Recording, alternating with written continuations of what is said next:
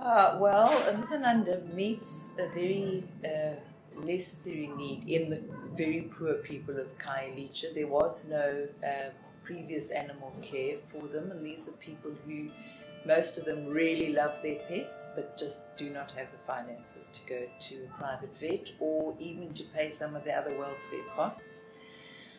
Fortunately, through our funding, we are actually able to treat animals at virtually no cost to the owner.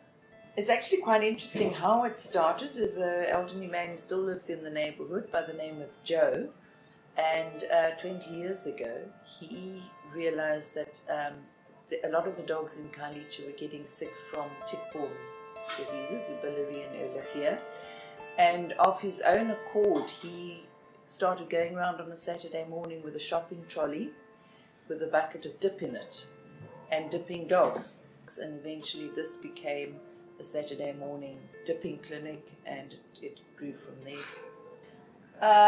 We treat between 1,000 and 1,500 a month. I think I'm not sure of the census, but I think there's sort of 150,000 domestic animals in Khayelitsha. And as I say, we treat between 1,000 and 1,500 a month. A lot of them obviously just vaccinations.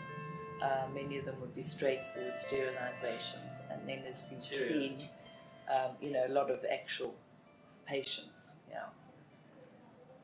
So, a lot of the dogs are not as healthy as they might be in another community. So,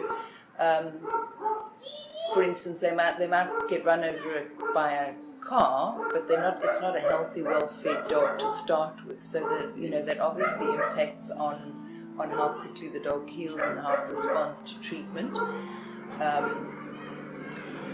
I think the other thing that is quite relevant is, in private practice, to a large extent, decisions about treatment are based on the economics of it. An owner either can or cannot afford treatment. So the vet will present to them, this is the diagnosis, this is what I think it's going to cost to do this procedure or whatever, and the owner will make a decision, I can't afford it or I can. At Mdzananda, we have to make that decision because we know the owners can't afford anything. And I think that adds a new dimension because it falls squarely on our shoulders. Do we treat this animal or do we give up on it? We really try to focus on the staff being a family where we can recognize if someone's battling with the emotional side, because we all have our strong days and our bad sides, and to just recognize that and try and lift one another up, because I think otherwise there is a very real danger of